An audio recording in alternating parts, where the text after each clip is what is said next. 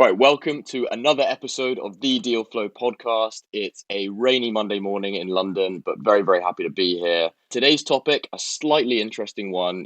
Typically we would get a guest on or a specific project, but the truth is that the last 2 weeks have been just so chock-a-block full of updates that are desperate for discussion.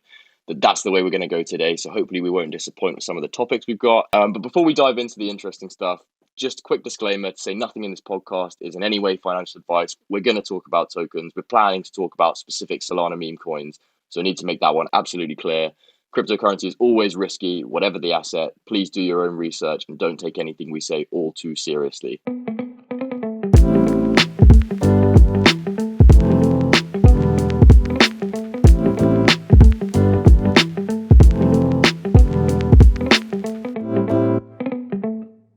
Okay, with me today, as ever, are K-Dot, General Partner at MH Ventures, and Mehdi, Head of Investment and Partnerships at the Animoca Brands. How are you doing today, gents?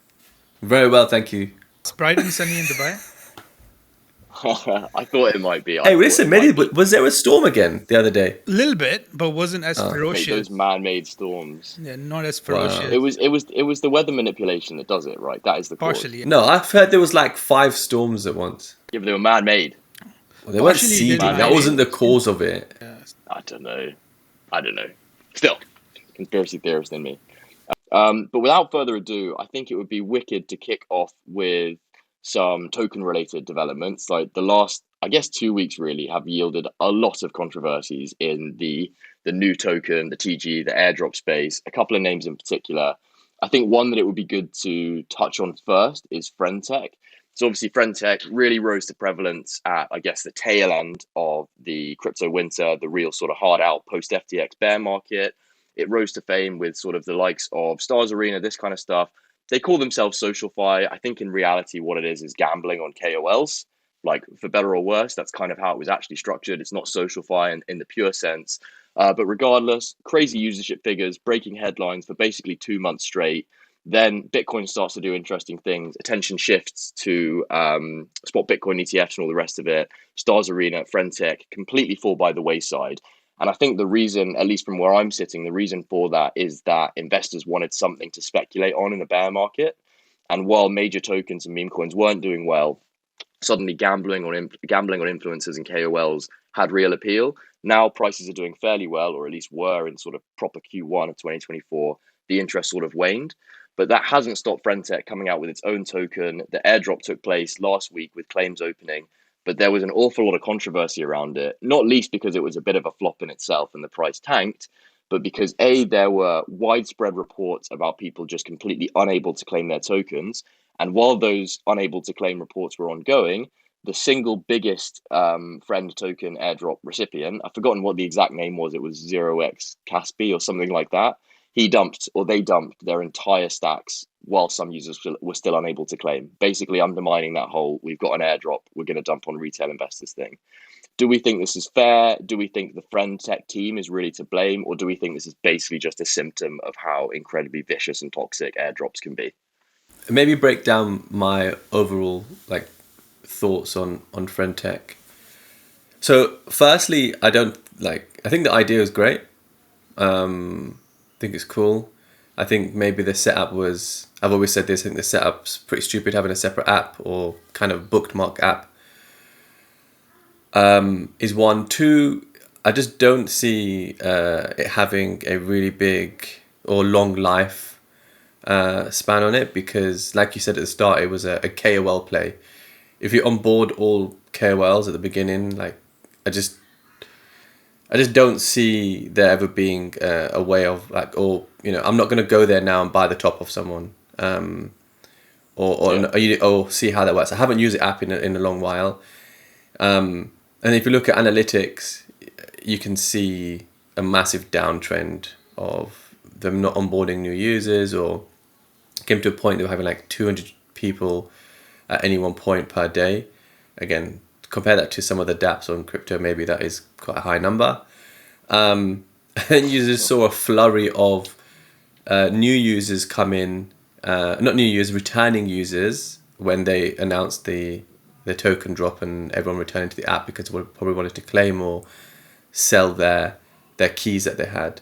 Do we think it was unfair, right, the way it all played out? Do people actually have a reason to be angry here with everything, with all the controversy around the airdrop? Or is it basically just like, I'm sorry, you're getting free tokens for doing very, very little? So I think that take that I've heard a lot is like, oh, you're doing little to get free tokens is kind of a really bad way to wrap it.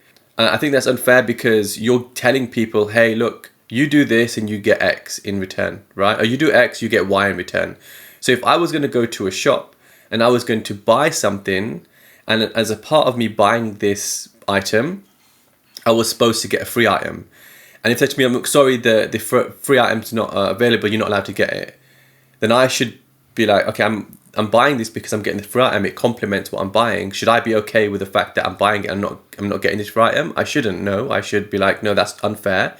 I should get that at a later date or when it's back in stock. I just don't think we'd accept that in any other format. So why should we accept it now in because we're getting free tokens and we should just deal with it is one thing. I don't think that's right. I think two, that was there any wrongdoing here? Probably not. Maybe it was as an overload on the app. They probably had like so many users coming back at one time trying to claim, and everyone's wanting to dump. They're seeing the price was it like $6 or $8 at peak. Everyone's like, shit, I've got like 200,000 tokens or 50,000 tokens or even 10,000 tokens. You're like, you just want to dump, right? So everyone wants to claim. I think that's my thoughts. I don't think we should be like, oh, you get free tokens, shut up and just take what you've given. No, everyone should get their fair share of what they were supposed to get. Yeah. But I mean, the analogy you use, and I'm just playing devil's advocate, like when you buy something and you get a free item, you have committed capital there. Do you know what I mean? Like you have actually like put a stake. But in this economy, even attention is capital, right? So you have your physical capital and then you have your time. But to be fair, like firstly, just to give a backdrop on Friend.tech, I think it was good. Like they were initially the ones who kind of designed the points program before everybody came in. The bonding curve was very innovative. I thought other projects leveraging that type of thinking and tokenomics, like for example, Pump.fun, they're doing really well. They're making a lot of money. Yeah. So I think there were useful things that came out of that ecosystem. I don't think I would particularly blame them. That let's say, look, they started this points program. You can like make a bit of money. And sometimes tech breaks. So those people who were able to claim it first and sell it first, they were at an advantageous position, but we can't blame that on the team, right? Like things break down. I think the whole idea is who dumps on the retail first, and there were some few lucky ones that were able to do it. But I think for us, it's like that part is broken. Like retail at the end of the day becoming exit liquidity. I think that is the part that needs fixing from an industry-wide perspective rather than blaming it on one project, right? Yeah. But I'm pretty happy. I just did like few things and I made $100. I'm still putting that in Friend.tech token. I think it's undervalued at 200 million, 300 million, something like that. Yeah, so I don't think it was unfair. It's just the fact the industry is broken. Like it's kind of like speed towards exit. So Mehdi, do you actually think that there's going to be, now they've had this airdrop, people have farmed the token. I don't know if there's going to be any more seasons. Maybe I'm not familiar on that side. But you actually think it's going to be a product that will be used after what has happened? Since the airdrop, everyone's selling their keys or other people's keys. Do you think people are going to come back and use the platform? So what's happening is everybody, whatever airdrops or points they had, they're selling it. There is a lot of sell pressure that puts the valuation of this social platform undervalued because there's too much sell pressure and buy pressure cannot cope up. But let's say if you have a situation where the market, the FDV is 150, 200 million, and you look at other social platform and you look at other chains, from comp perspective, it might start becoming attractive for the buyer to slowly start coming in. There was a point they made a lot of revenue. And I think it will be a bet on the future. But more towards the app, not the token. Do you think that the app itself, people are going to use it now? It depends on what new features they bring. I think they've recently introduced chat room. But I think they have strong competitors. For example, Forecaster. There are loads of apps building on Forecaster. This is the thing. Yeah. Like, I don't necessarily like having, so I worked in VC for a little while and, throughout sort of bearish months, looking very hard at thesis plays, right? We're looking very, very, very closely at, among other things, SocialFi, and what that really means and where the value proposition really is for the end user and for the platform itself, right? And I just wouldn't necessarily rope Friendtech or Stars Arena in the genuine SocialFi bracket. I think something like Lens Farcaster, that is actually a much better reflection of the advantages that Web3 has to offer social media, right? In the terms of like freedom from centralized parties, censorship resistance, alternative monetization avenues, these sort of really traditional value adds. It's not to say they'll do well, right? Like obviously they're very, very small in terms of usership at the moment. They've been around for a while and never ever have really achieved anything close to like critical mass, right? That sort of like base level usership you need to get a social application off the ground. But I actually think that Friendtech, Stars Arena are kind of, they're a bit more Polymarket-esque. They're betting platforms on a particular asset. That asset is just more social in nature. It's not actually a decentralized social platform in the way that like a Lens or a Farcaster is. That's my take anyway. I think like on that as well is I think that Friendtech lives and dies on KOLs, as we've already mentioned. So KOLs have already farmed. Why they're coming back to even chat to the people that hold their tokens? I don't think that happens. I think literally just dies from. I think it is. Yeah, I don't think there's going to be. I mean, Solana lives and dies by KOLs as well, but it's slightly different. What? Because of Anson. But we'll get to that. Yeah, but so I look for a period of time, from their launch, then afterwards, 6 months after that, like they just pretty much died between 200 to 600 users per day. Weren't onboarding that many new users on Friendtech, and then there were probably constant sell pressure on keys throughout that period, and not many people buying new keys after that hype. So, and then when the token launched, you just saw a lot of influx of sales as well. So I just don't see token price cool. Seen it undervalued. Yes, that, there could be trading on there and stuff like that. I just don't see people using Friendtech as a platform or a social media platform. Fair play. So that leads us on actually to our next sort of airdrop controversy topic, which is EIGEN. So the context there, I think this is probably one that doesn't need as much introduction. But obviously, EIGEN has been, I suppose, leading probably the single biggest airdrop points program in existence. Yep. To the extent that it is not just within their ecosystem, it extended to other DeFi platforms, Puffer, Renzo, Pendle, these kind of stuff that were also accruing airdrop points. So they have, done an airdrop point system across the entire restaking vertical, not just their project. So then last week, or was it the end of the week before? Very recently, right? They introduced their tokenomic details. It was like a 20-page white paper, whatever. And there were probably about 4 or 5 different issues that the community took issue with. So that's in comparison to STRK, right, the Starknet airdrop, which had a lot of controversy. Yep. That was really just focused on 1 or 2 things, which was this crazy cliff that Starknet's team and investors were going to get in. And I think it was April it was meant to happen. Pushed back, sorted, basically no sort of, aggro or anything around it now. EIGEN, meanwhile, first of all, they've done the biggest airdrop ever, and they've only allocated 15% of token supply to it. That is not alone too bad. 5% of this first season, but crucially, that first season cut out all of its ecosystem projects. So Pendle, Renzo. There's literally just one paragraph that said, if you staked ETH through, a number of these protocols or the associated DeFi platforms, maybe take a look at season 2 and you might get something, right? That's going to be a small allocation. We know that. Another issue was the crazy allocation to team and investors, right? So if you look at 15% for community airdrops, right? Yep. 45% overall for community generally. Then you had, I think it was 25.5% to the team itself, to EIGEN's, notably lean team. Yep. And then I think 29.5% to its early investors, right? So a load of VCs that we're all very familiar with on that list. So that was another issue.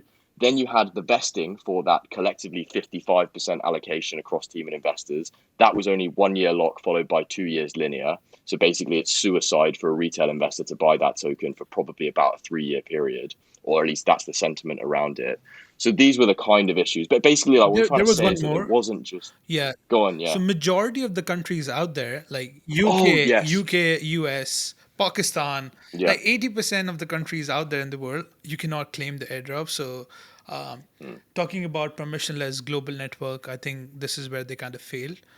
Maybe they did it for regulatory purpose, but doesn't work like that in crypto, in my opinion. No, 100%. So I think, in that particular instance, and we spoke about how the friend text community basically just got free tokens. You shouldn't complain. I mean, we didn't say that was definitely the case, but we at least spoke about it. Eigen, they had 15 to 16 billion in TVL purely because of that point system. Yes. Like purely because of that point system. They were early to it. They established it quickly. That's how they locked all those funds. So, if you assume that, let's even just say 50% of the ETH locked in that TVL was for airdrop points, you have, $7 to $8 billion worth of opportunity cost. I also And that feel opportunity I also cost, feel everything was hurried. Like you kind of feel like there are no actively validator services on top, which right? basically like your staked ETH or your restaked ETH gets slashed. So I felt like a lot of things were hurried. Maybe they just wanted to take advantage of the market we currently are in. I just felt like a lot of things were hurried. Even the white paper out of nowhere doing a bear market when markets were kind of exhausted with multiple points program. I think they just like Yeah. dropped all of this. So I felt like the timing was very, very bad, where people were like kind of frustrated. Like the whole crypto Twitter was in kind of like state of frustration when they kind of dropped all of this information. And I felt like the protocol still doesn't have actively validated services that are leveraging the staked ETH. So I felt like the whole Yes. saga, apart from the airdrop, I felt like the timing was absolutely horrendous in terms of the timing of it as well. Well, so some real strong analysts, and this was over maybe the last 4 to 6 weeks. Some genuine DeFi analysts slash builders were saying basically EigenLayer TVL is too big. The actively validated services, they can't keep up. It's not all needed for security. EigenLayer yield is about to drop off a cliff. And I wonder whether just sort of like the early stages of those kind of reports and that kind of analysis pushed them to sort of release stuff quicker than they intended to, and potentially into more market headwinds than they had intended to as well. So I kind of understand that. I do kind of understand that. And obviously, with any airdrop, Blast was the really, really obvious one. You are going to shed TVL over the first few days. Doesn't matter what you do. It could be 10%, could be 20%. We saw with Blast that it was like, I mean, what was it? It was like 80% or something disgusting like that. But it's going to happen. You're going to have to take an L on that. You're going to have to take a hit at some point. What I really, really disagree with was the way that they designed the mechanisms themselves. Like not so much like when they launched and stuff like that, but actually just the way it was designed. And you're sat there thinking, how did they push this through the inevitable series of meetings that they had to agree this stuff? And the reason that it got pushed through, in my mind, is because all the team members were getting nice allocations. I think the percentage wise, like I think percentage wise, 50%, 15%. I don't think it's that bad. But in terms of the context of things, where you have 15 That's the billion, thing. yeah, the 15 billion TVL lock, there was like too much expectation from them. I feel like the Yeah, percentage yeah. wise, it's not a bad number. Like if somebody tells you, I try, yeah, 15% is not a bad yeah, number, it's just but the the expectation. 55% Yeah. going to internal investors and the early So I contributors think in is terms of just far too investor, the much. reason why EigenLayer has so much hype is because they have A16Z, they have multi-coin, they have polychain, and Yeah. these investors obviously would want to make money, right? So I don't disagree on the investor part. Team maybe had way more tokens than they will have liked, but especially if you're building something brand new in the vertical, I think you have to cut them slack. But for me, the thing that just didn't sit well was they were trying to limit people in terms of geography. And also the details were missing, like season 2, season 3, let's say the LRTs Yeah. that are being built, how would those airdrop be distributed? So so I think those parts where you can like object. You can also object that like 55% of tokens, especially in a proof of stake system, kind of makes the token centralized, but you can also kind of feel for the team that look, they have the best cap table out there, they're innovating, they might need the capital. But they're going to dump it Yeah. anyway, so it's not a concentration issue. Yeah, but it's a security issue, right? Like with proof of stake, you want that Yeah, decentralization yeah, because let's say even if you look at the utility of the token, you're basically staking eigen token to basically what they call intersubjective um, faults, right? And intersubjective faults, which are like things that things that Ethereum cannot verify, right? Like smaller things that are off chain that Ethereum cannot verify. For that, you need eigen token. But let's say if the eigen token is centralized, then basically there are attack vectors and Sybil stuff that can come out of it. So I kind of like digested point of view of both the party. I feel like, yeah, it's just one of those situations where timing got wrong, in my opinion. Fair play. I mean, I didn't even think about the security issues there. This is on the point system. If it's too good to be true, then it's too good to be true, right? Like, and I think that's the problem with like EIGEN, being that they got too big and everyone else was trying to get a piece of the pie, and I just didn't see it. There was ever going to be a good outcome for people to be ever happy with it. Whereas, like, if you look at in comparison to, let's say, Jupiter, or even looking at Wormhole, you never knew. G2. You never knew there was going to be an airdrop, but you just used the platform and you were lucky. Oh my God, look, I've got an airdrop. It's worth thousands of dollars. And that's how you don't disappoint, because there's no expectations. And it's a win-win, So right? there's too much expectation. Way too much around expectation Eigen. I mean, on that Eigen is layer. true. Like It was you the- lot it just was the most mentioned they had like anticipated airdrop. 16 billion in TVL. How does anyone, like, if they're, one, they're not going to allocate a big amount of tokens. If they do, then it's just a dump fest, which means on launch, the price discovery doesn't look great for the chart. I think that's one thing. So I didn't participate in the airdrop. But they took however many $1 billion of retail capital and used it to raise big institutional rounds. No, they didn't do it like that. No, that's totally So unfair. am I getting the timeline no. wrong here? So All right, you're getting hit me. that part wrong. I think that the vision they had, there was a lot Okay. of hype, and even before the TVL started coming in, if you look at EigenLayer seed round, none of the TVL was there, and EigenLayer was getting hot at seed as well as private A rounds.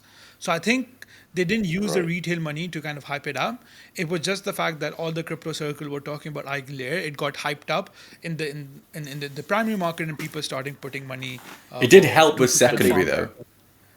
Yeah. They did announce a $100 million Series B in February when the TVL was very much there, though. But TVL Like that already one, I had don't 7 believe the billion then. valuation would have been as high. TVL was already 7 billion then.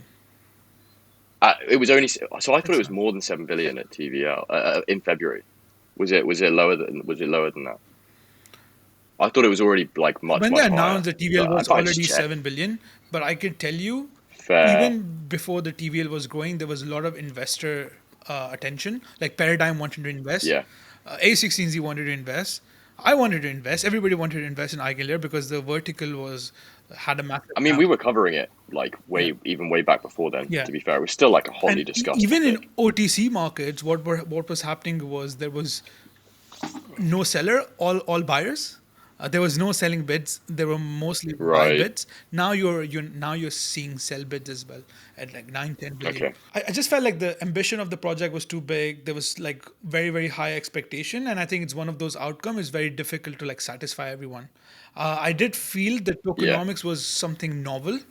I think they just kind of like started a crypto code system with their intersubjectivity token work model, which I thought was interesting.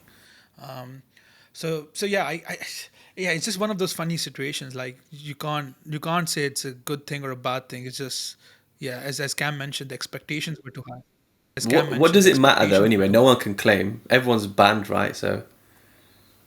Yeah. Yeah, it's all academic. I think that was Literally- something that just didn't sit right with me because you're just everyone like, is banned. Who's left? Yeah, it feels like that was the one that really got you. Yeah. Is the geography exclusions. because that is something that's in your control, right? Like you can take that risk. Yeah. While some of the other things, okay, 15% to this, 25% to investor, like there's some logistics around practicalities that you can't adjust those. But the geography wise, I felt like the whole ethos of crypto is it's permissionless and everybody can participate. Like, what was the fault of some person in Pakistan who just like staked 3 ETH? Yeah, so I felt like that just didn't sit right with me. And to be fair, even people in UK and I think only Latin American and some people in Middle East, they are the ones who will be beneficiaries of this. Yeah. So they just looked at Lovely. they just Lovely. looked Good for at them. Google Analytics and were like, okay, where's the traffic coming from? Let's ban all of those. They must be the depositors.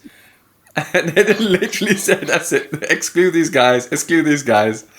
But what? Did anyone know what happens to those tokens that don't Oh, get claimed? okay. Do they go back to the foundation? Do they get burnt?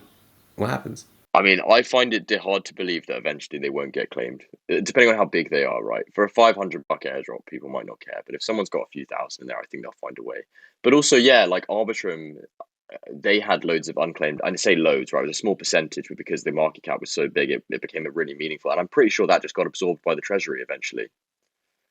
But I'm not sure. But I think there are some precedents around what occurs with that. But we are burning time as well. So I reckon let's almost move to the complete opposite end of the VC-backed airdrop type project, and let's talk about meme coins, right? Because it feels like, okay, so first of all, first thing to mention is that 2021 meme coins were the domain of Ethereum. That was pretty much it, right? Dogecoin in and of itself, own network, fine. But then you had your Shibs, your Pepe, and those were the rising ones. Now, uncontroversially, it's very much shifted to Solana, which I think is a reflection of how vibrant that ecosystem is, because you need a high proportion of you need a high number of retail investors within your ecosystem to have a flourishing meme coin ecosystem. So that's a reflection of the fact that Solana has done that in a really pure sense. But it almost feels so. Last couple of weeks, in fact, obviously we're a media publication. We're constantly checking prices, and I'm constantly checking at least out of the top 200 on CoinMarketCap what's doing well, what's outperforming the market. And it feels like on half the days that I checked, it was PopCap. It was this one Solana meme coin. I think when I last checked, it was like 600 million market cap. So almost like very much, in fact, I think blue chip meme coin status within that particular sector. But there's also like some other interesting ones that are rising up. And what really surprised me, I was looking at Pump.fun, is the number of these Solana meme coins that I hadn't heard of before looking there that actually have $100, $200, $300 market caps. So there's ones like, in fact, I've got a post somewhere where I put down some of what I thought were some of the more interesting ones. I say interesting, they're all structured in very much the same way. But there were ones like PopCat, obviously, Michi, Sharkcat, like stuff like this, Mew, like these absolutely ludicrously named assets that are now both market There's cap. another one called GigaChat, that was pumping yesterday. They're all floating around. And I feel like, we can talk about how it's just meme coin season and these things will just pump, but equally, it is very much the opposite of the EIGEN institutionalized airdrop, where 100% of the token is fed into an LP. The LP is oftentimes 100% burned, completely no vesting whatsoever, 100% in circulation, fair launch. So I do get the appeal from the retail investor. If you've been stung, or at least you feel like you've been stung by an airdrop that you've milked and milked and milked and tried to get maximum value out of, and then you make double that the next day flipping a Solana meme coin, I do get the interest, and I do understand why these things do so well so quickly. But what are your thoughts? Yeah, I just feel like starting from EIGEN, the whole complaint everybody has in this space is, look, VCs have 25%, 30% of the whole token supply. They come at a very low valuation, and potentially retail becomes the exit liquidity. And plus, it's so complicated to understand this point, that work token, intersubjective work model. So I think meme coins are the highest beta play on global liquidity, in my opinion, where there's no objectively no way VCs have unfair advantage. It's easy to understand. It's just pure form of speculation.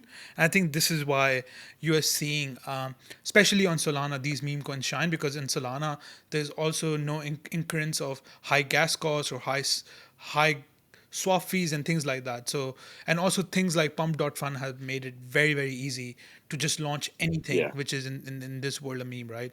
So I think just because of these reasons, and I think that was literally the thesis for games as well, right? Like, why would games do well than DeFi?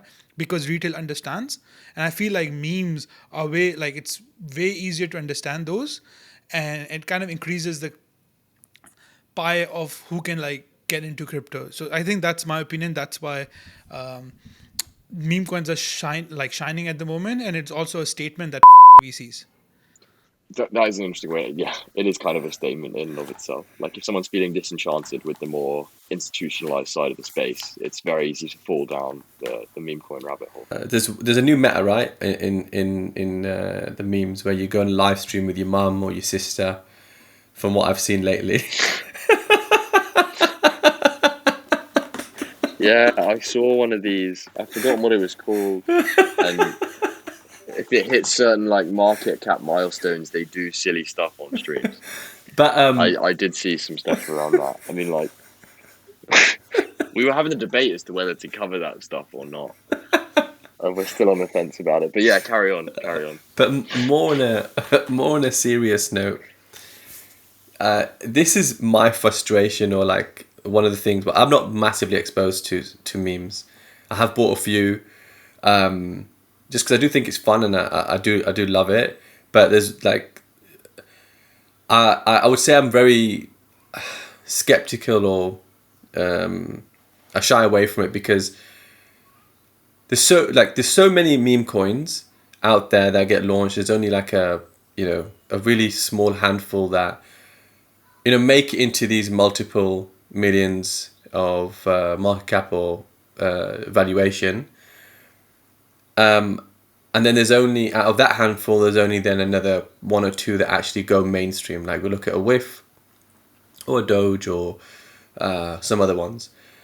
But I think what happens is the majority of them that, let's say, do get to the millions, 100 million, just say like PopCat. I'm not saying this is not just to use them as an example. I think that, once that community is like, okay, cool, look, I've made enough money, I need to pop off to another meme, what can I jump on next? It just dies down because there's never really a team behind it, and the team behind it is like, cool, I've made one, if successful, I just move on to the next one. And I think that's like where the frustration is like it's way too risky to ever hold long term. There's only good ones, like let's say a Whiff is now you're seeing in hindsight, right? Like, okay, that's a really good hold because it's doing really well. So I think it's really hard to capture, and if you're gonna ever pick one, you're gonna waste so much money just trying to pick one that's gonna do really well, like a Whiff. I was going to say, so like you're dead right, of course, in that a tiny fraction of these assets that get launched, dozens, if not hundreds a day, right, at this point in time in a meme coin season, right, you're dead right that a tiny, like sub 1% of them will ever get any traction or do anything above like a few tens of thousands of dollars in volume and market cap and all the rest of it. Is there any way to actually spot and identify with any degree of reliability which ones will do well? Like, and this is a real question, or is it just pot luck? Is there someone pulling strings behind the scenes? Is there like a team that like jumps from one meme coin to the next? Is there any way you can assess these? So I've been told this, and I don't know how true it is, and I've not ever looked into it. Or the only reason why I've bought is one because you told me about one of them, and the other one because I heard it a few times. I didn't tell you to buy it, though. You did tell me. Okay. But the main thing is name matters. It has to be a really good name. To the team, there has to be like more than 3 people on the team, because that is like dev, community management, social media management, and then that's like why it's going to do really well to make the memes. That's 2. So name, having more than 3 people on the team. Why don't we make one? And the third is like social interaction and having a good community, and that's the checklist to know if it's going to do well or not. And I don't know how true that is because I've never really gone and looked. Yeah. Do you think that there is maybe a team or teams that are responsible for more than one successful meme coin? Yeah, 100%. Because so many of these teams are anonymous, right? 100%. You think that there are serial launchers that just know the recipe, they know the formula. 100%. There's some of them are just well connected, like that they can, one. But who do you need to be well connected to get a meme coin to do well? So I think one is one is being able to have good memes, build a great community, and then 2, if they can somehow have that liquidity trading. So if they know someone that can artificially create certain volume and stuff, it's going to do good because people look at it like, oh cool, this looks great, I'm in the community, I like it, I'll just buy it. And then I think that's how it mainly works. Why don't we launch one, the 3 of us? What, call it mixed race like magic? Secret. Mixed race MRM. I'll do this now. I can imagine. You said takes 3 team members. Yeah, but I can imagine it being like super hard and super frustrating to even. Yeah. Like, dumb luck, boys. That's my question. Really, is there just an element of dumb luck? I think memes go viral, and nobody knows why they go viral. Yeah, like Shiba was definitely dumb luck. There are some because. Safe Moon was dumb luck. Yeah. Baby Doge was dumb luck. Like Elon just coming out and tweeting about Baby Doge and shit like that. Was one, and then that was a good tweet though. Floki as well. It's all dumb luck. Like, do you think they would be where they are if it wasn't for Elon tweeting something stupid? Did he tweet about them? I'm pretty sure he did. But I think Floki, their marketing, maybe it's only relevant after they've achieved a certain level of traction, right? Maybe it takes a certain element of luck to get to a point. But then there is stuff that meme coin teams can do. So Floki and Shib, they are building stuff. Like you can talk about what it is and how effective it is. And But that just takes away from the meme vibes because they're building stuff now. That's no longer a meme anymore. It's no longer a meme coin. It's an ecosystem token now. Yeah, fair enough. But do you guys have any Solana meme coin picks that you really believe in, or have you guys not really been keeping on top of it? It moves so quickly, right? So keeping my bonk that I got for my Saga phone. I'm just not selling it. Yeah, just is that still doing well? Yeah, there's no thesis.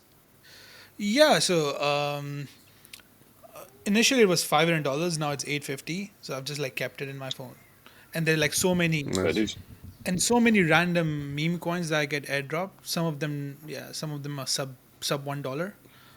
But yeah, I don't sell those. It's just like dumb luck. Whatever takes off, who knows? No, I was gonna say I don't hold any meme coins, but that's purely because then so that we can talk about whatever we want on BSCN. But there are some that I do really like. So you're the biggest shiller of them, but you don't hold any. We don't shill. We talk about them. We're often quite negative about them, Cam. You should know this because you read our stuff. Oh, and by the way, I also hold CFA token because I have a CFA. So I hold those tokens. It's not doing that well. I thought it was an amazing meme. That makes sense. No regrets. Not financial advice. So there's one. Because all the CFA guys are working. I hear a lot of. It's called MOG, and I know that some of the big Solana Solana influencers are behind. I think it's in like the 600 mil market cap, maybe, or 200 or something like that. Mogcoin. Yeah. Oh, that's Ethereum. Hang on. Is it Ethereum? I mean, Mogcoin on Ethereum has a market cap of 234. Oh, maybe it is. It must be. It must be. I thought it was on Solana. Either way, it's at 230 mil, and at all-time highs it was about 430. Oh, so okay. Still, that's a beast. That's a 400 mil token that I know nothing about, which just shows how crazy that space can be. So IO.net was getting really, really hot. It was one of the GPUs marketplace plays out there in Web3, and they also started a points program. And basically, what happened was their network started getting spoofed because people were trying to farm those airdrop, and they were trying to farm those airdrop by pushing out GPUs which were fake. So basically, let's say you have not A100, let's say you have some shitty GPU and you kind of classify it as H100 or A100 or a higher performant GPU. And because of that, basically the network got Sybil attacked. Then what happened was infamous pharma bro, Martin Shkreli, basically went out there and was trying to find a GPU to kind of use, and he just couldn't find any usable GPU in IO.net profile. Basically, he went on a rant that this is not working. They don't have any GPUs live. There are X, Y, and Z problem, and it was. I think the post happened at a kind of like opportune time. He also made a video. He just like blasted them for all of the things. He also showed comparisons of centralized GPU networks out there like Lambda, where the cost is lower, the service is reliable, and basically that led to his life mission of kind of destroying IO.net. So I think that was the whole saga. So kind of felt like there is no honor among thieves, kind of a situation here. He was actually sentenced to 7 years for securities fraud. Yes, I think only in Web3 a scammer can point out scam on moral grounds. So yeah, that's. I mean, he would say takes one and no one. I guess is the idea. He's better at identifying these. He's like a criminal turned good cop. So this was the best team. Yeah. Please go on, Cam. I honestly think that. Okay, so I do believe that they have GPUs. There's actually some. I forgot what you call them, but they're big farmer places where they're like a Bitcoin farming place, right? Miners. They've had them hook up to IONET. So they do actually have it. I don't know what happened and why it wouldn't work, whatever. I didn't look into it that much. But the Cybele stuff, maybe the team did know about it happening, but they didn't want to action it because their numbers look good. And I guess it did mislead people, but I do think it was more of a harmless play that actually ended up backfiring because of what he's done. It is unfortunate, small disclaimer, we are investors in IO.net. I do think they're starting to pick up their shit now and sort this out. I didn't think they saw this happening, and someone like, Martin come out literally making the whole timeline a shit show. I honestly think as well that they thought his first tweet or his first couple of tweets, they'd let it die down and chill and people will forget about it. Crypto is such a short attention span that everything just spins out for 24 hours and bye-bye. But unfortunately, he didn't stop. Like, he was just going for it. There's some other stuff that he actually put out as well, talking about the founder. I just don't think that was true. One of the things he was saying that this guy was a money launderer for terrorist groups and XYZ. I don't think that is any way tangible at all. If that was true, I don't think the Middle East would let that go lightly and he'd be out and doing whatever. I think there was a small post about it, or he was trying to translate it for whatever. I don't think that's true. So I think the team now, the way they need to kind of fix things is like what they're doing is now being transparent about what's going on, just to fix their shit. And there's started proof of work thing. Sorry, Cam, I'm interrupting. So with the GPUs, they've started this proof of work thing. So if you have a GPU, you have to run some sort of algorithm to prove that your GPU is functional. So that kind of reduces the Sybil attack. But overall, this is again one of the problems with DeepIn. Like, how do you verify that the hardware you have is the hardware you have? So there's a lot of Sybil issues. But I think the whole IO.net saga will also kind of like bring this to limelight, which is one of the bigger issues with the DeepIn. But I think, yeah, as Cam said, the team is working on it, and the proof of work algorithm was, I think, interesting and novel. Yeah, and kind of to finish off is, had a really anticipated launch. They were supposed to launch, I think, the end of April, so near the Bitcoin halving. Again, of course, that was delayed because of what happened. Do I think that they have kind of effed that up to a certain extent? I don't. I think if they can really keep the community going and fix all this shit and then get everyone hyped again, then I think they'll be fine. I think like my overall thoughts are kind of white little lies that were there. They thought they were harmless, kind of bit them in the butt, and now they're trying to play catch up and fix it. I am hopeful that they will be able to recover. I do think they have a good product, and I do think that people will use it in crypto once things are more decentralized of this sort. And I think people do want to use it because there's so much shit like AI stuff being built in crypto that we've seen and we've spoken about before. So there's a lot of use cases for it. I think just with anything in crypto, like it's hard to get traction. It's hard for people to actually use a product when most of retail just care about making money. And I think that's like where people think, oh, they're making a product, there's going to be thousands of users. That's like not going to happen. And then this point system, unfortunately, is the reason behind a lot of this fuck ups, like EIGEN being one, IONET probably being another, and anything else that goes on. People are just going to try their best ways to farm it and fake farm it in a way. But I mean, if you like IONET in and of itself, like forget the controversies, is positioned at the intersection of probably three of the hottest sectors, maybe excluding restaking in the space at the moment, which is AI, Solana, and DeepIn. And for them to really fall off the bandwagon and for things to go really, and by things going tits up, I mean effectively just becoming irrelevant, you'd need to look at like at least two out of those three verticals basically just becoming obsolete. So if the Solana ecosystem falls out from under itself, if crypto AI ends up being a massive bubble, I think potentially that could be an issue. But they're so well positioned at the moment and have community sort of like growth points in so many different ecosystems and so many different avenues that I think it would be tough for them to just disappear at this point and for this to kill it. Yeah, I think that's one, but like it was massively brand damaging for them. I think that was the biggest thing. Like he was massively brand damaging. I mean, who are their competitors? Who are their competitors really? They haven't really got any competitors that I'm aware of. But I just don't. I think it's just brand damaging, right? Like they're going to be remembered for. Oh, are they? Yeah. Jensen is one. Kind of Render is one as well. Jensen. But Render's more of a compliment to them, right? It's not geared at AI. Yeah, but it's similar category. And also, if you look at it, IO.net was integrating Render's GPU within the network. So you can say Akash is one, Jensen is one. There's so many GPU marketplace targeting ML now. Like it's getting saturated, but there are a few competitors out there. Ether is another, which is kind of going after a similar space. Fair dues. So there is some competition, and it could be potentially a tough few months for INF. But if they're able to put like that experience and But those they were the resources closest together, to then go to market. I think them yeah, and Ether the speed. closest to go to market. Yeah. Okay.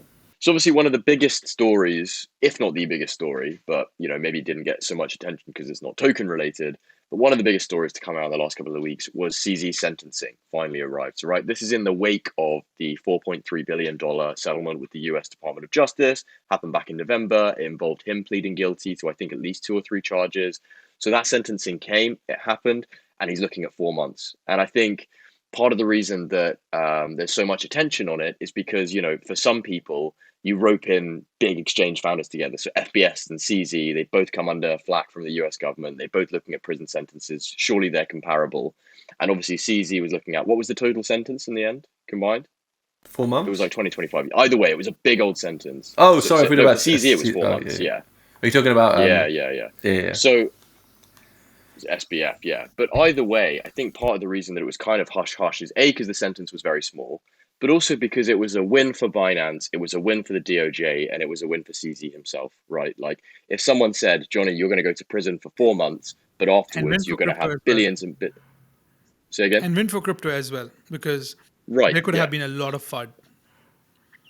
It's true. And Binance, worldwide is still responsible for more than half the volume. I think again, like they had a dip post DOJ case and all the rest of it. But so everybody has kind of come out of that, heads up, chins up at the very least, right? The DOJ made away with like the biggest settlement in corporate history. CZ still has basically all of his assets and is only looking at a 4 month prison sentence before he can go back to Dubai with his family and live like an absolute king indefinitely. Isn't he like the highest net worth individual to serve jail time or something in the US? Like, Yeah. There's some statistic around this, like, but regardless, and it's a win for Binance because now they're basically uninterrupted services. And I would be very, very surprised if anything bad came out around Binance and Binance US, because there is a third party mediator overseeing their operations as appointed by US government. So anything that's not come out now, that mediator and therefore the US government has missed for like 6 months now. So I think, they have really, the worst is over for Binance. The worst is definitely over for CZ. And we're kind of looking at a big success case for all parties involved, is my positive outlook on events. I don't know whether you guys feel different. I think that, we all see it as a massive win, for crypto, which, is mainly us and helps in our businesses and our investments and everything else. So yeah, massive win. Again, massive win for Binance, the company. In a way, they come out of this, I should say, lightly, even though they paid a massive, massive fine. My only thing is that I think we're all too like, oh yeah, look, really light sentencing, we're like, woohoo, we won, or CZ won. But I think we all forget, like all of us sat on this podcast now, would we want to be going to prison for 4 months? Regardless of whatever it was, we don't want to sit in a prison cell. If someone told me that I was going to have billions fairly liquid afterwards, yes, I would take a 4 month. I mean, forget prison, right? Like, forget the optics of going to prison. If someone said you're going to be stuck in this building for 4 months, but you're going to be a billionaire and never have to work again and be one of the richest men on earth afterwards, yeah, I would take it for 4 months. Would you not? No, because you're saying that in a way of, okay, I'm now not a billionaire, but by the time I come out, I will be a billionaire. Now, put yourself in CZ's shoes, and being who he was, he's running one of the biggest exchanges in crypto. He's worth billions himself. He's come off this, probably running X amount of, how many people, like thousands of people under him, super successful. And then now you're telling him he's got to go to prison for 4 months. So put yourself in his shoes. Is that something that is a win for him? Yes, it is, because his company gets saved. And yes, he does come out still a billionaire. But still, like, I just see that as part of a bit, like, we're all, yeah, wicked, we won. But in a way, maybe for him in his own mindset, he didn't. I mean, I think you're right in that, like, so I'm not a billionaire, and if someone offered me 4 months behind bars to then become a billionaire, that would seem like a win. But also from CZ's point of view, he has been doing naughty things, or maybe that's the wrong way to say it. He has not been doing things that he should have been doing, like implementing like AML policies and efficient KYC and stuff like that. So if his alternative is like, hey mate, CZ, Mr. Incredible Wealthy Man, Binance founder, you either go to prison for 4 months and lose, or you don't go and you lose absolutely everything, and you're probably not able to really leave the Middle East for the rest of your life. I feel like, so yeah, maybe it is a case of like lesser of a few evils. But I still think he's probably going to be sat there not feeling too bad for himself. I mean, I could be wrong. I'm not best mates with CZ or anything like that. But Mehdi, what are your thoughts on the saga? Yeah, I just feel like a meme coin with the ticker 4 will go viral.